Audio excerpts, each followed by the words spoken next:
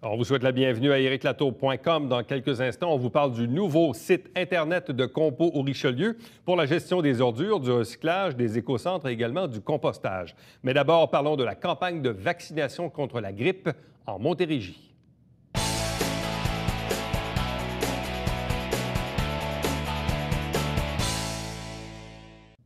Avec l'hiver qui est à nos portes dans les prochaines semaines, qui dit hiver, dit évidemment grippe et vaccination contre la grippe, et ça démarre toujours quelque part en automne. On en discute avec le directeur de la santé publique en Montérégie, le Dr Jean Rodrigue. Bonsoir et bienvenue. Bonsoir. Première question, évidemment, que je me dois de vous poser en regard à la grippe de l'an passé ou au vaccin de l'an passé que plusieurs ont qualifié d'inefficace. Alors, si celui de l'an passé était plutôt inefficace, pourquoi on devrait se faire vacciner cette année? D'abord, il faut considérer que l'an passé, ça a été la mauvaise année. Si on recule sur les 10 dernières années, le taux d'efficacité du vaccin contre la grippe tourne autour de 50-60 toutes les années antérieures, sauf celle l'an passé. Et l'an passé, ce qui est arrivé, c'est que le virus du H3N2 qui a causé l'éclosion d'influenza a changé. Il y a la propriété des virus, et c'est pour ça qu'on est obligé de se faire vacciner pratiquement à chaque année, c'est que les virus changent, ils se modifient dans le temps, ce qui fait que d'une année à l'autre, on est obligé d'avoir un nouveau vaccin. Dans le cas de l'an passé, entre le moment où on a préparé le vaccin, dans l'hiver précédent, pour le donner à l'automne, le virus a changé. Et donc, on s'est retrouvé avec un virus dans les airs, si je peux dire, qui était qui était beaucoup différent de celui qu'on avait dans le vaccin. C'est ce qui a fait que le vaccin était assez peu efficace. Bon. Est-ce qu'on sait à quelle souche nous sommes exposés aujourd'hui en 2015-2016? Parce que vous me corrigerez, mais généralement, quand on prépare les vaccins, il y a toujours un peu l'Asie qui passe avant nous. C'est ça. Ce qui permet un peu de préparer le terrain. Donc, à quoi allons-nous être exposés cette année? L'OMS, parce que c'est l'OMS qui décide comment le vaccin va être, quel vaccin on va avoir. L'OMS prévoit que l'éclosion va être soit du H1N1 ou soit du H3N2, mais H3N2 encore là qui a été modifié un peu. Ouais. Donc, on attend un peu. Actuellement, puis vous avez raison de dire que ça part un peu de l'Asie. On peut dire que pour nous, ça part un peu des États-Unis, ça s'en va vers l'ouest du Canada, par exemple, la Colombie-Britannique, puis ça s'en vient chez nous. Actuellement, les cas en Colombie-Britannique sont encore très, très rares, sont encore très sporadiques. Et il est encore trop tôt pour vraiment dire est-ce que vraiment c'est le H3N2 qui s'en vient chez nous ou c'est le H1N1. Mais le plus probable, c'est un des deux qui vont arriver à l'automne. Il faut savoir que dans le vaccin, on a 3 souches. Il y a aussi, ça c'est des virus du groupe A, il y a un virus du groupe B qui, lui, qu'on donne, mais qui, lui, a la propriété d'arriver plus à la fin de l'hiver. Alors donc, le vaccin nous protège contre l'éclosion de l'automne et l'éclosion du printemps. Bon, quelle est l'importance de se faire vacciner à ce moment-ci de l'année? Parce qu'au moment où l'on discute tous les deux, on est quelque part à la mi-novembre ou presque à la mi-novembre. Il y en a déjà qui ont commencé même à se faire vacciner. Donc, quelle est l'importance de faire ça à ce moment-ci de l'année? Bien, pour que le vaccin soit pleinement efficace, il faut prévoir à peu près 2 semaines après l'injection. Alors donc, comme on sait que l'éclosion habituellement arrive quelque part entre la mi-novembre, la fin novembre, et que le pic est souvent dans le temps des fêtes, un peu avant, un peu après, l'avantage de se faire vacciner en novembre, c'est qu'on se protège pour toute la période d'éclosion. On se protège nous, mais on protège aussi les autres. Hein. Ce qu'il faut comprendre de tous les vaccins, c'est qu'il n'y a pas uniquement nous qu'on protège, mais plus on est de gens à avoir le vaccin contre la grippe, une muraille presque infranchissable pour le virus, qui fait que plus il y a de gens qui sont vaccinés dans une communauté, plus c'est difficile au virus de pénétrer dans ce milieu-là. Donc, il y a une forme de responsabilité sociale à se faire vacciner? Bon, on peut voir ça comme ça, effectivement. Il faut se dire que quand on se vaccine, on rend service aux autres aussi. Bon, souvent, il y a des campagnes de vaccination en milieu d'entreprise. surtout dans les grandes entreprises. Par contre, évidemment, dans le public en général, ça se fait soit via les CLSC ou différentes institutions. Bon, là, évidemment, il y a eu certains changements. Là, ici, on est dans la nouvelle région du 6 Montérégie-Centre. Donc, pour les gens qui nous écoutent en ce moment et qui souhaitent se faire vacciner, quelle est la procédure à emprunter? La procédure la plus simple, c'est qu'on peut prendre rendez-vous sur Internet ou par téléphone. À ce moment-là, on nous demande le vaccin qu'on veut, donc on veut le vaccin contre la grippe, puis on nous demande dans quelle région on est et on va nous indiquer les plages horaires qui sont disponibles. Si on le fait par Internet, par téléphone, on répond aux questions. Et donc, on a automatiquement les plages horaires et on peut d'emblée cliquer pour dire, ben moi, je veux me faire vacciner dimanche à 13h45, il y a de la place, et je me fais vacciner. Alors, c'est quelque chose qui est très rapide, c'est rapide de prendre rendez-vous. Et maintenant, avec le temps, les CIS ont pris vraiment des méthodes de vaccination de masse qui sont vraiment très fonctionnelles. Dans certains vaccins, dans certains centres, ils peuvent vacciner entre 600 et 1000 personnes par jour. Et on n'attend pas, là, entre le moment où vous entrez et le moment où vous ressortez, en tenant compte que vous allez attendre 15 minutes après le vaccin au cas où il y aurait une réaction, bien, il s'écoule à peine une demi-heure. Ça fait que donc, ça fonctionne vraiment très, très bien. Vous parlez de réactions. Des réactions, est-ce qu'il y en a? Et si oui, de quelle nature et de quel ordre? Je me rappelle, l'an passé, on avait les gens du C3S à l'époque, au Richelieu-Rouville, qui nous disaient, je ne sais pas, mais on a vacciné tant de 1000 personnes, puis il ne s'est rien passé. C'est quoi les statistiques à l'égard des effets secondaires ou des problématiques? Les effets secondaires qu'on peut avoir, le plus souvent, c'est une petite douleur au site de l'injection ou encore une petite rougeur. Règle générale, c'est ça. Il n'y a pratiquement pas de réaction sévère qu'on peut escompter des vaccins. Je vais vous donner un exemple. On a beaucoup parlé à un moment donné d'une maladie qui s'appelle le Guillain-Barré, qui donne une maladie neurologique. Historiquement, on peut compter qu'il peut y avoir un cas par million de doses. Si on calcule le nombre de cas de Guillain-Barré qu'il peut y avoir chez les personnes qui font une grippe, qui font une influenza, on monte à 17 par million de doses. Alors, c'est pour vous donner un ordre de grandeur qui fait en sorte que les réactions graves sont presque inexistantes et ils sont beaucoup moins fréquentes que les complications de la grippe. Bon, mais justement, quelles sont les complications ou les problématiques sévères qu'un être humain peut subir quand il contracte le virus de la grippe? Okay. Il y en a deux. La première, pour les personnes qui ont des maladies chroniques ou les personnes qui sont plus âgées, de 60 ans et plus, il y a un risque plus élevé d'avoir des complications de la grippe, comme par exemple des pneumonies ou des problèmes respiratoires qui pourraient nécessiter d'être hospitalisés. Ça peut causer aussi le décès. Hein, vous savez qu'au Canada, à chaque année, il y a à peu près 4000 personnes qui meurent de la grippe. Alors, c'est pas rien. Ça, c'est pour les personnes qui sont les plus vulnérables, ceux qui ont des maladies chroniques ou les personnes âgées.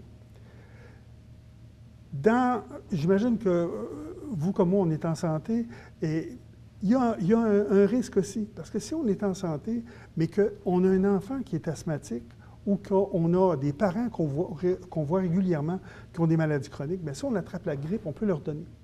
Alors donc, il y a deux grandes complications, celle de donner la grippe à quelqu'un qui est plus vulnérable, puis pour les personnes vulnérables, c'est vraiment cette question-là des complications respiratoires principalement. Quand on est plus à risque ou vulnérable et qu'on a la grippe, qu'est-ce qui se passe? C'est que, bon, ça dégénère en pneumonie où on a de la difficulté à traiter? Exactement, ça dégénère. C'est-à-dire que, en plus de la grippe que vous ou moi, on peut avoir, les personnes plus vulnérables peuvent plus facilement avoir des difficultés respiratoires, des décompensations respiratoires et là, faire des pneumonies, nécessiter d'être hospitalisé. Bon, quand on parle d'admissibilité, parce qu'en quelque part, presque tout le monde est admissible dans la mesure où, oui, il y a les personnes à risque, il y a les personnes âgées, mais effectivement, si on a un parent relativement âgé ou un jeune enfant, etc., finalement, ça devient presque un peu tout le monde qui est en contact avec des gens qui sont à risque. On peut dire ça comme ça, oui. Mais dans les faits, si vous voulez, compte tenu ceux qu'on veut vraiment vacciner, c'est les personnes vulnérables ou ceux qui sont vraiment en contact. Par exemple, des proches aidants de leurs parents ou encore des parents d'enfants asthmatiques. Mais effectivement, il y a un intérêt à vacciner tout le monde, mais il faut, si on veut cibler, là, c'est principalement les personnes âgées, les gens qui ont des maladies chroniques, les enfants entre 6 mois et 2 ans qui sont plus sujets aux complications, les femmes enceintes. C'est les personnes qu'on vise vraiment d'abord, puis les travailleurs de la santé. Si je me rends en ligne sur vaccin contre la grippe.com ou encore le 1844 vaccin au pluriel, est-ce qu'on me demande un certain questionnaire sur mon degré d'admissibilité au vaccin? On vous informe. On vous donne l'information et vous prenez le vaccin. Il n'y a pas de barrière, si je peux dire. Il n'y a pas de barrière en tant que telle. Bon, dans une région ici comme la Montérégie, est-ce qu'on sait, bonhomme à l'an, combien de personnes se prévalent de la vaccination? Si on prend le secteur d'Haut-Richelieu-Rouville, le Saint-Jean, il s'est donné l'an passé et l'année d'avant autour de 40 000 doses. Alors, on voit qu'on est loin sur un bassin de 160 000 à peu C'est ça. près, On voit qu'on est loin du compte là, par rapport à ça, parce que c'est sûr qu'il y a un bassin de 160 000, mais si on élimine les personnes adultes en bonne santé, il y a moins de monde que ça, mais on est encore loin du compte. Notre objectif, nous, ce serait de vacciner à peu près 80 de la population vulnérable. Donc, on est loin de ça. Par contre, dans les CHSLD, dans les centres d'hébergement, là, on atteint notre 80 puis je pense qu'on protège bien les personnes qui sont pratiquement les plus vulnérables. Mais pour vous, idéalement, ça serait 80 de la population? 80 de la population vulnérable. Vulnérable. C'est ça. Les personnes de 60 ans et plus, les personnes qui ont des maladies chroniques comme le diabète, les maladies, la bronchite chronique, les maladies cardiaques, l'insuffisance rénale. Alors qu'en ce moment, c'est pas ça qu'on a. Non. On est à peu près à... c'est difficile de donner un pourcentage parce qu'on ne connaît pas exactement le nombre de personnes qui ont des maladies chroniques. Mais grosso modo, on peut dire... Mais dans le cas des personnes âgées, par exemple, on sait le nombre et encore là, on est à 40 Alors donc, il y a encore là, de l'espace pour convaincre les gens là, de se faire vacciner parce que vraiment, si vous voulez, au moment où on se parle, le moyen le plus efficace de lutter contre la grippe, c'est la vaccination.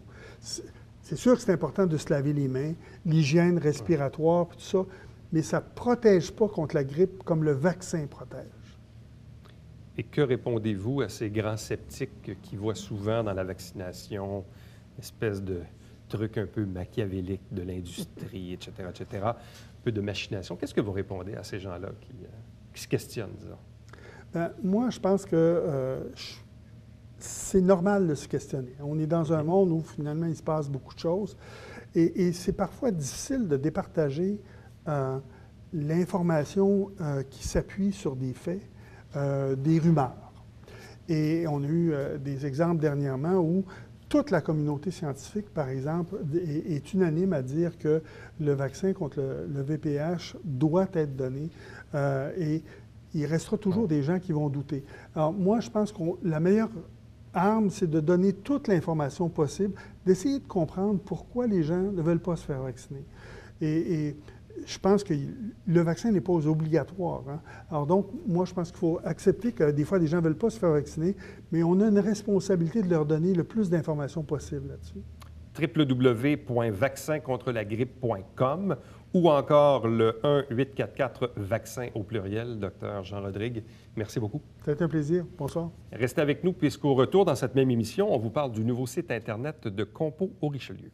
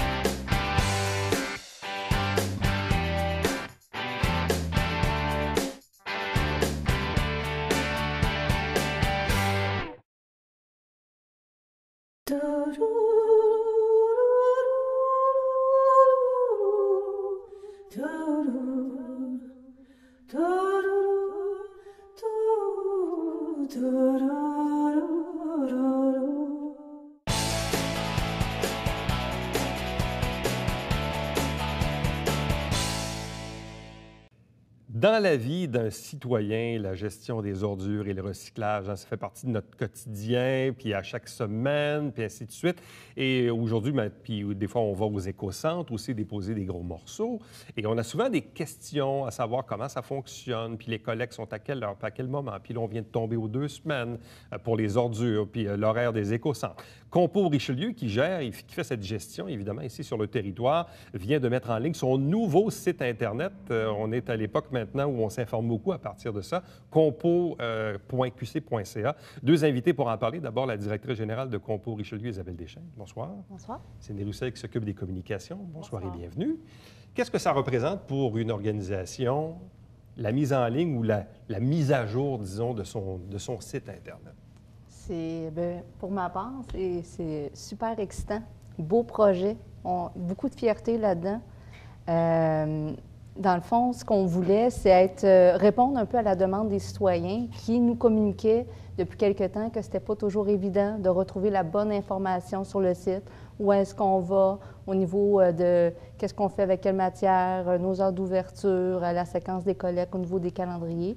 Alors, on a voulu, de par l'implantation de ce nouveau site-là, un peu répondre à cette demande-là, mais aller un peu plus loin dans la démarche, c'est-à-dire en ajoutant un moteur de recherche qui vise, dans le fond, à outiller les citoyens à savoir quoi faire avec leur matière. Fait que c'est un peu ça qui résulte là, de l'initiative de ce nouveau site-là. Bon, vous êtes adjoint donc au service de MXO pour bâtir le nouveau site. Et quand on voit d'ailleurs sur la page d'accueil, on voit clairement des ronds, récupération, ordures, éco-centre, compostage. Et là, ensuite, il y a le où, quand, quoi. Qu'est-ce que c'est? Le où, quand, quoi, c'est un outil de recherche qu'on a fait développer en collaboration avec MXO. Pour vraiment que les gens ont 2 choix. Soit qu'ils peuvent entrer une matière avec le nom de leur rue, leur secteur, pour trouver une ressource pour disposer de cet article-là. Si c'est un réfrigérateur, on va les référer dans les éco-centres. Si c'est différents produits, de la peinture, des aérosols, à ce moment-là, on va pouvoir les référer au bon endroit. Il y a aussi une section qui est pour les dates de collecte. Donc, je veux simplement savoir ma date de collecte de matières recyclables. À ce moment-là, avec la rue, le nom de la ville ou le secteur, bien à ce moment-là, je vais avoir mon horaire pour mon secteur à moi. Bon, je prends un exemple qui est d'ailleurs tout récent parce que là, on vient de tomber sur le cycle du 2 semaines durant l'hiver. Oui. Et moi-même, dans mon propre quartier, j'étais convaincu qu'il n'y en avait pas, mais là, j'ai vu tous mes voisins mettre le bac au chemin, donc je l'ai mis pareil. Évidemment, il n'a pas été ramassé, donc là, je me suis dit, c'est moi qui avais raison. Mais donc, ça veut dire que si je clique sur date de collecte du recyclage et des ordures, si je clique là-dessus, je rentre, je choisis, on dit ma ville. Donc, si je dis Saint-Jean-sur-Richelieu, secteur Saint-Jean, et là, ensuite, il faut rentrer le nom de sa rue. C'est ça, oui, exact? C'est ça. Moi, j'ai une rue avec un du. Ça marche-tu, ça? Ou je sais pas? Oui, en principe, là, si vous entrez je le vais nom... l'essayer, là. Ah, OK. Donc, elle le détecte. Oui, c'est ça, donc, elle détecte exactement. ma rue, et là, je fais rechercher. Oui, ça va vous donner vos journées de collecte. Et là, ça dit collecte des ordures, ville, donc le vendredi. Oui. Note, novembre à mars, collecte d'ordures ménagères aux 2 semaines. Oui, puis vous avez un lien pour aller vers les horaires de collecte pour votre secteur, que vous pouvez OK, télécharger. et là, c'est ça, là, c'est liste des matières acceptées ou refusées, horaire des collectes complètes. Oui. Donc là, si je clique là-dessus, Ça va je m'en vais sur une nouvelle page où là, je vois l'horaire détaillé où je peux même télécharger un document. Oui, vous pouvez télécharger, vous pouvez l'imprimer si vous voulez. Bon. Donc les gens qui se questionnent sur l'horaire des collectes des ordures, le recyclage, puis même chose quand on fait mention, et ça, c'est souvent la question dans les éco-centres. Oui. Qu'est-ce qu'on a le droit, qu'est-ce qu'on n'a pas le droit? Là, tu arrives là, on dit, oui, ça, vous pouvez, ça, vous ne pouvez pas. Oui. En clair, c'est quoi qu'on peut, puis c'est quoi qu'on ne peut pas? Bien, c'est plus simple, je pense, de résumer ce qu'on ne peut pas apporter dans les éco-centres. Donc, tout ce qui est rembourré, en fait, des gros Des articles meubles. rembourrés, ouais, des divans, des matelas, des sommiers. Ça, on ne peut pas apporter ça à l'éco-centre. Aussi des toiles de piscine, l'abri tempo, tout ce qui rend des... Vraiment ça, comme des toiles de piscine, des toiles d'abri tempo, des choses comme ça. Ça, on ne prend pas ça. On ne prend aucun produit dangereux industriel ou commercial. Ça, on ne peut pas gérer ça. Sinon, mais maintenant, on a une nouveauté aussi là, qui est récente quand même. On a des cloches pour les gens qui veulent apporter des vêtements pour les organismes communautaires. Vous avez développé une entente donc avec le Centre de partage communautaire Joannais puis le Centre d'action bénévole d'Iberville. Exactement, parce que ce qu'on veut chez Compo Richelieu, c'est offrir la solution globale aux citoyens qui veulent se départir de des matières. On fait un ménage, on a un melting pot de plein de choses et on fait un arrêt et on peut tout se débarrasser au même endroit dans les règles de l'art. Fait que c'est ça qu'on voulait offrir, mais en même temps, on ne voulait pas compétitionner ces organismes-là qui vont chercher des sources de revenus avec les textiles. Donc, on a décidé de développer des partenariats avec le CAB et le Centre d'action bénévole d'Iberville et le centre de partage communautaire. Exactement. C'est ça, moi j'y suis allé à l'éco-centre sur la rue Godette en fin de semaine porter des matériaux de bois et j'ai vu la cloche jaune là, qui était d'ailleurs installée. La fréquentation au niveau des éco-centres, ça fonctionne assez bien. Donc les gens ont pris vraiment le réflexe d'y aller. Oui, c'est en constante augmentation. Même cette année, normalement, là, on voit, là, il y a comme, normalement, on tombe dans notre période tranquille, mais ça roule, ça bat son plein. Les gens viennent, c'est vraiment, c'est un succès sur toute la ligne, les éco-centres. Là, comment se porte la collecte des feuilles? Ça va bien. À date, ça va bien. On a trois secteurs de desservis à date, Saint-Paul, Saint-Blaise. On a quelques-uns, puis à date, on a des bons résultats, là. Il y a des municipalités qui avaient jamais, ou en tout cas pas de mémoire, là, participé à la collecte de feuilles. Puis ils ramassent des bons tonnages là, aux alentours de 10 tonnes là, dans des municipalités. Donc, exactement. C'est la première année qu'on fait toutes les municipalités qu'on dessert là, au niveau de la collecte de feuilles. L'année passée, on avait réussi on avait fait Saint-Jean comme on fait à tous les ans, mais on avait fait Venise et Saint-Blaise. Mais là, cette année, c'est partout. Ramasse, hein, aussi. Oui, l'année passée, c'était autour de 500 tonnes. 500 tonnes tonnes pour Saint-Jean, Venise en Québec et Saint-Blaise. Là, on va avoir les 12 municipalités. C'est acheminé vers les installations de Véridis, puis c'est destiné à être épandu sur des terres agricoles. Fait que c'est un win-win sur toute la ligne, dans le fond. Bon.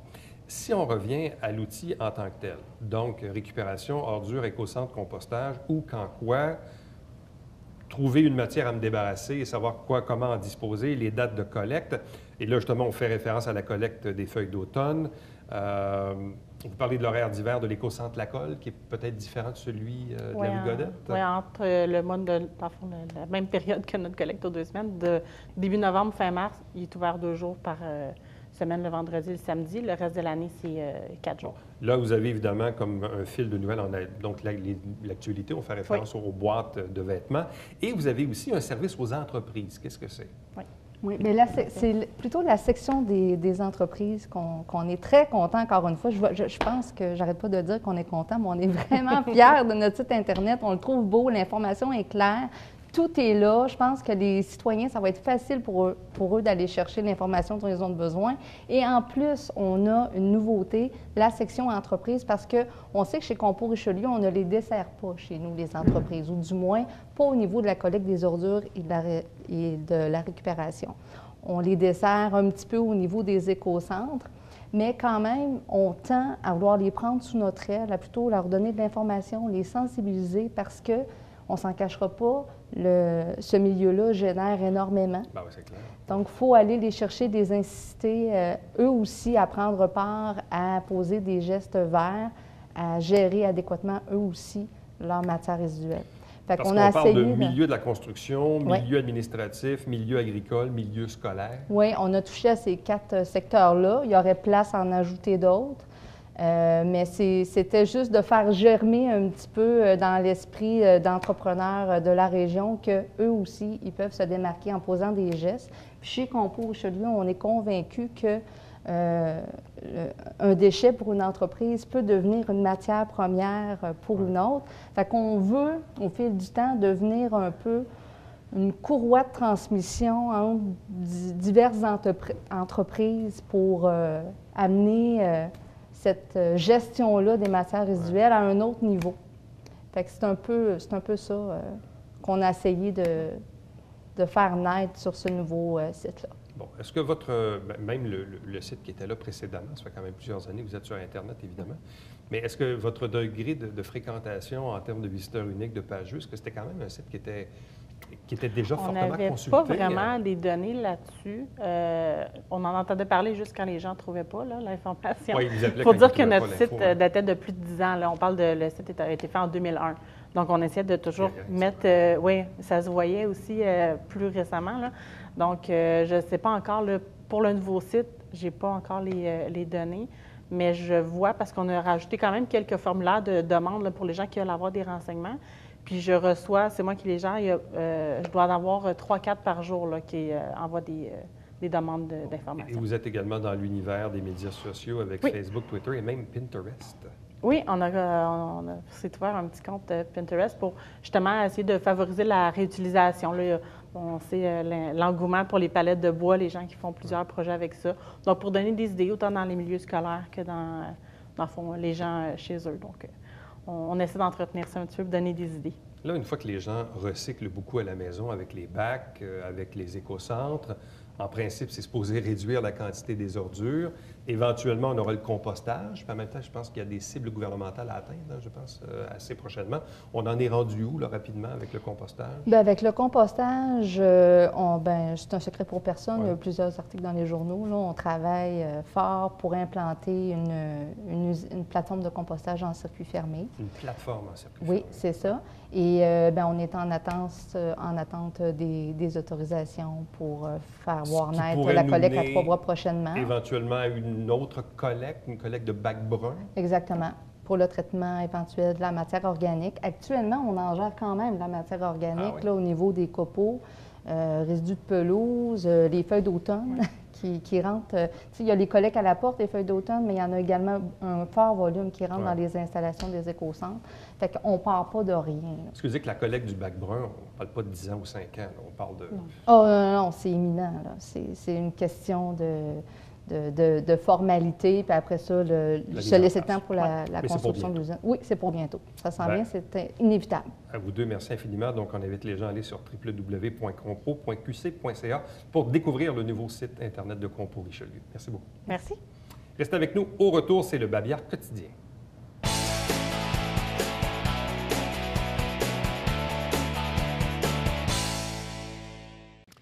À l'occasion du mois de novembre 2015, pas très loin d'ici, dans le Vieux-Saint-Jean, dans l'entrée sud, où il y a le monument du Royal 22e Régiment, eh bien, ce monument sera éclairé de rouge durant toute la durée du mois de novembre. Vous savez, c'est bien sûr le jour du souvenir à l'occasion du mois de novembre. À chaque semaine, on vous présente des extraits de Saint-Jean-sur-Richelieu, des extraits du conseil municipal. Vous avez la grille horaire.